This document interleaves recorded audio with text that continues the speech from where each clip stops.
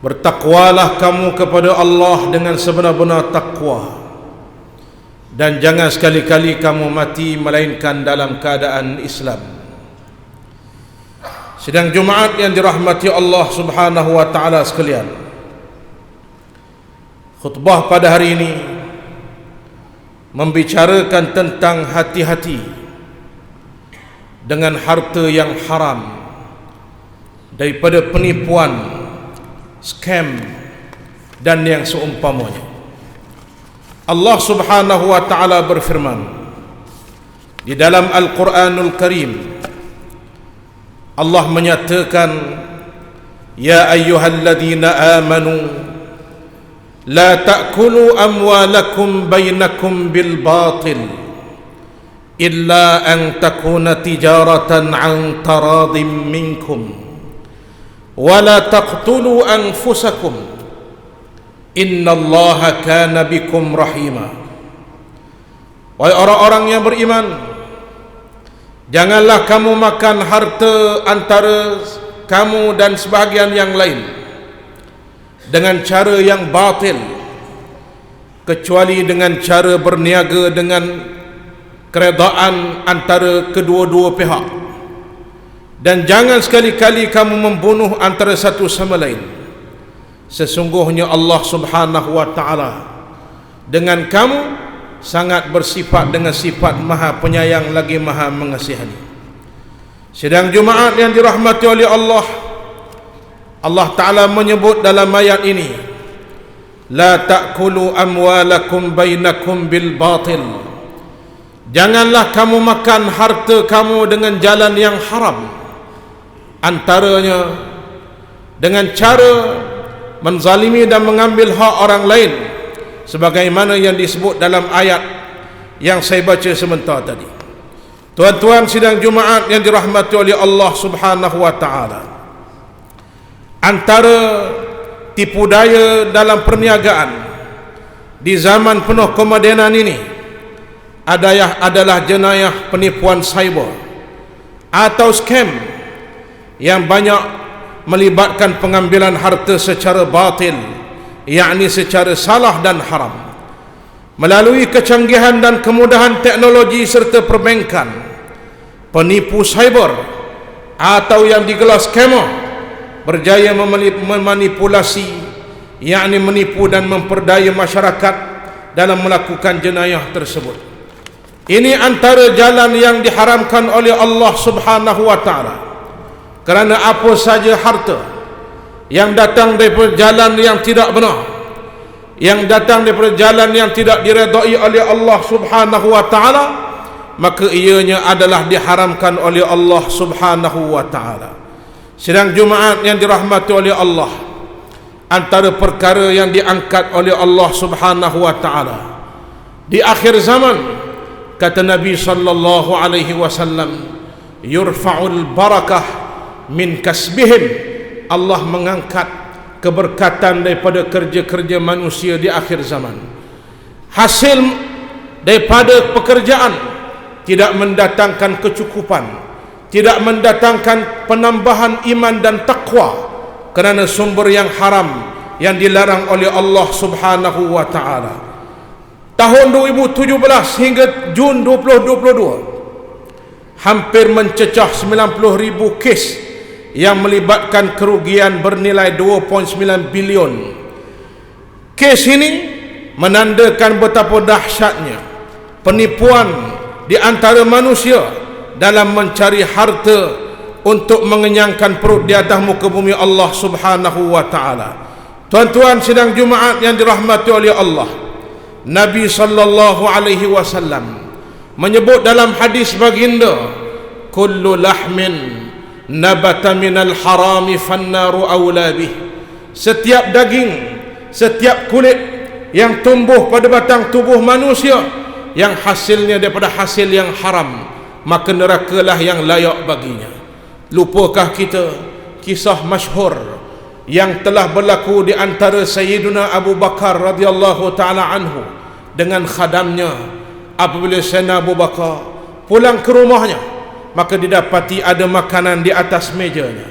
Biasanya Sayyidina Abu Bakar akan bertanya kepada khadamnya dua perkara. Daripada mana makanan ini kamu beli, dan daripada mana sumber yang kamu dapat untuk membeli makanan ini. Namun hari itu menjadi cerita ataupun ditakdirkan oleh Allah Subhanahu wa taala, Sayyidina Abu Bakar terus memakan makanan itu tanpa bertanya kepada khadamnya.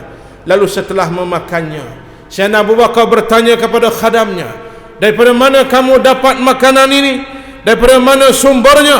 Jawab khadam Sayyidina Abu Bakar, makanan ini aku dapat daripada sumber, iaitulah ketika mana aku berjalan di pasar kemarin, aku berjumpa dengan seorang lelaki yang menyatakan bahawa segala tilikan nasib, iaitulah pekerjaanku ketika zaman jahiliah, sungguh-sungguh berlaku kepada beliau. Lalu ketika berjumpa dengannya, beliau memberikan upah hasil daripada tilik nasib yang aku lakukan kepadanya di zaman jahiliah. Duit inilah yang aku guna untuk membeli makanan ini. Apa yang dibuat oleh Abu Bakar? Sayyidina Abu Bakar As-Siddiq radhiyallahu taala anhu mengorek anak tengkaknya, memuntahkan segala makanan yang telah dimakan tadi kerana bimbang dan takut tingginya takwa kepada Allah Subhanahu wa taala. Inilah nilai yang makin hilang pada umat Islam di akhir zaman. Langsung tidak memikirkan halal dan haram, tidak pernah memikirkan sumber, tidak memikirkan ke arah mana dibelanjakan, asalkan kenyang, dosa dan pahala, halal dan haram tidak diambil endah.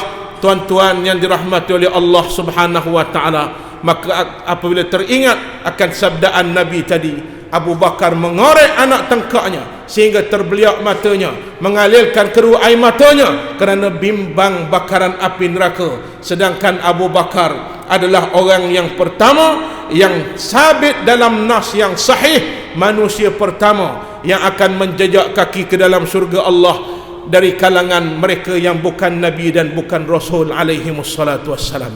Sidang Jumaat yang dirahmati oleh Allah Subhanahu wa taala sekalian, kita para ayah, para suami yang menjalankan tanggungjawab mencari nafkah dan rezeki, maka carilah harta yang halal yang diredai oleh Allah Subhanahu wa taala.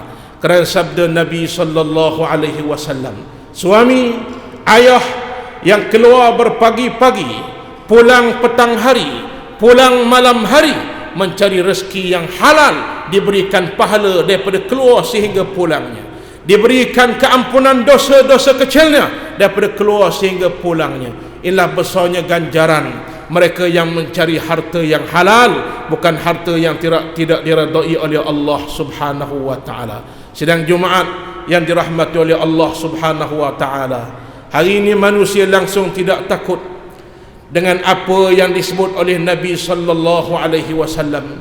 Sabda Nabi sallallahu alaihi wasallam, la tazalu qadama 'abdin yawmal qiyamati hatta yus'ala an an umrihi fima afna, wa an jismihi an umrihi fima afna, wa an ilmihi fima amila fih, wa an malihi min aina iktasabahu wa fima anfaqahu, wa an jismihi fima ablah.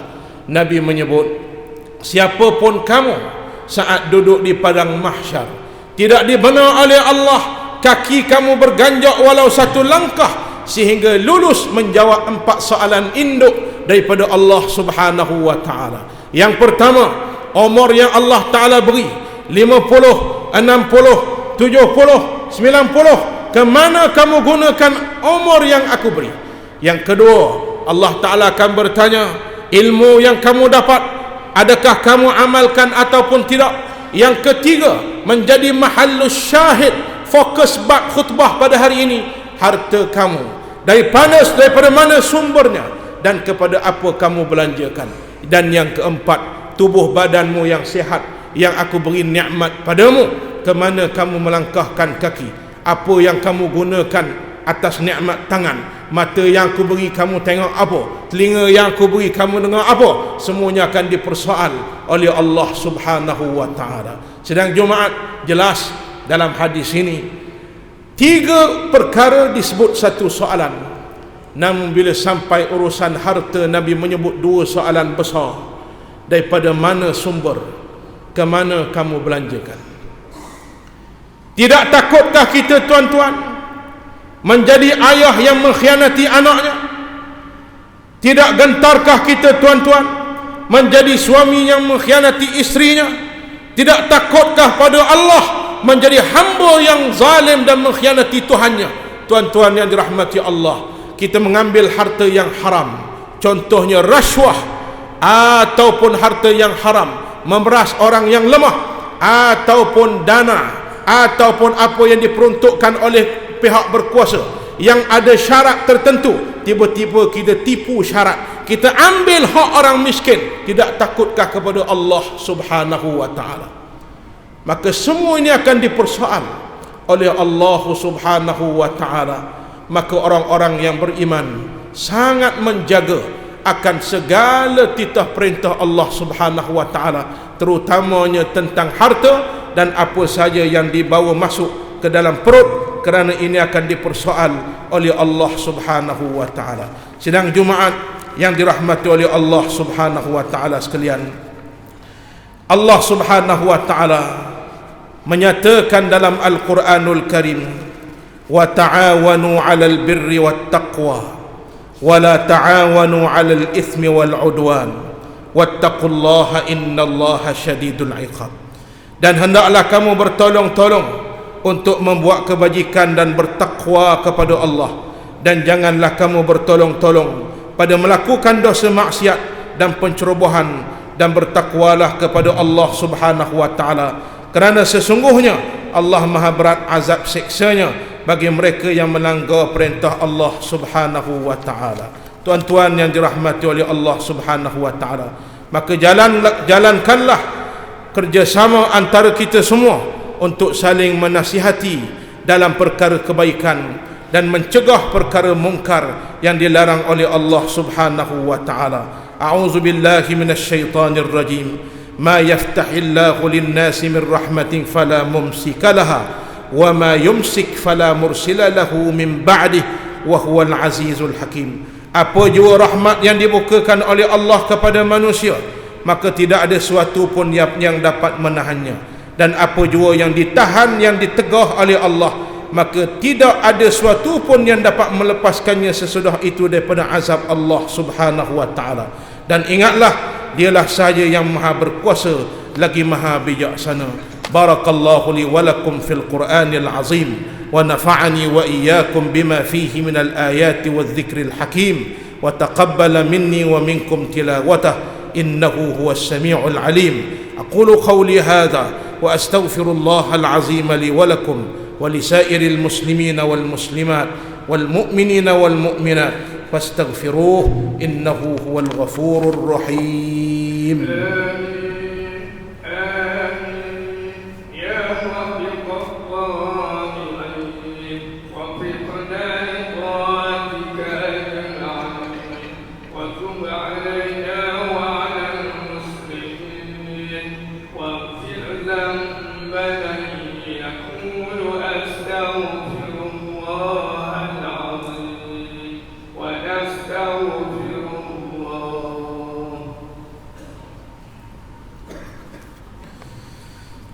الحمد لله وكفى صلاة وسلاما على سيدنا محمد بن عبد الله النبي المصطفى وعلى آله وأصحابه وأتباعه وعترانه المجتبى هم أهل التقى والوفا.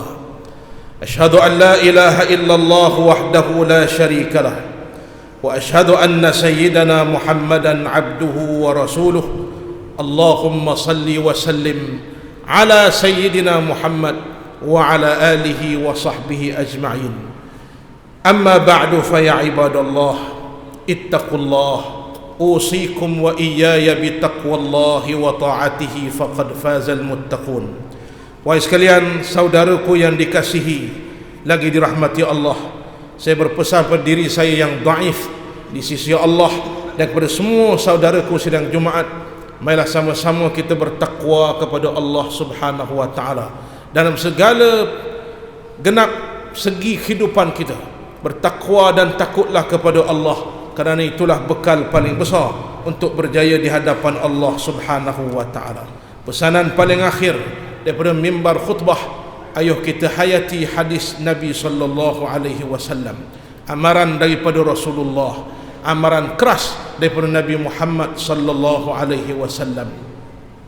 Sabda Nabi sallallahu alaihi wasallam, "Man akhadha shibran min al-ardi yutawwaqu ala ra'sihi bi sab'in min aradina." Barang siapa mengambil hak manusia yang lain, mencari harta di atas penindasan terhadap orang yang lain, lalu Nabi memberi contoh, antaranya mengambil sejengkal tanah orang lain. Tanah orang diambil walaupun satu jengkal, kata Nabi, balasannya pada hari kiamat akan ditimpakan 7 petala bumi tanah di atas bahunya, meniaraplah berjalan di atas padang pasir. Ketika itu tahulah manusia, inilah manusia yang suka mengambil hak orang di atas muka dunia dulu. Tuan-tuan yang dirahmati Allah, Allah sangat murka mereka yang mengambil harta di atas jalan yang haram. Marilah pada hari Jumaat yang mulia ini kita mengingati baginda Nabi sallallahu alaihi wasallam, kerana firman Allah Taala, "Innallaha wa malaikatahu yusalluna 'alan nabi ya ayyuhalladzina amanu sallu 'alaihi wa sallimu taslima." Allahumma salli ala sayyidina Muhammad wa ala ali sayyidina Muhammad kama sallaita ala sayyidina Ibrahim wa ala ali sayyidina Ibrahim wa barik ala sayyidina Muhammad wa ala ali sayyidina Muhammad kama barakta ala sayyidina Ibrahim wa ala ali sayyidina Ibrahim fil alamin innaka Hamidum Majid. Allahumma ighfir lil mu'minina wal mu'minat wal muslimina wal muslimat الأحياء منهم والأموات إنك سميع قريب مجيب الدعوات وقاضي الحاجات. اللهم ادفع عنا البلاء والوباء والغلاء والفحشاء ما لا يصرفه غيرك. اللهم إنا نعوذ بك من البرص والجنون والجذام ومن سيء الأسقام.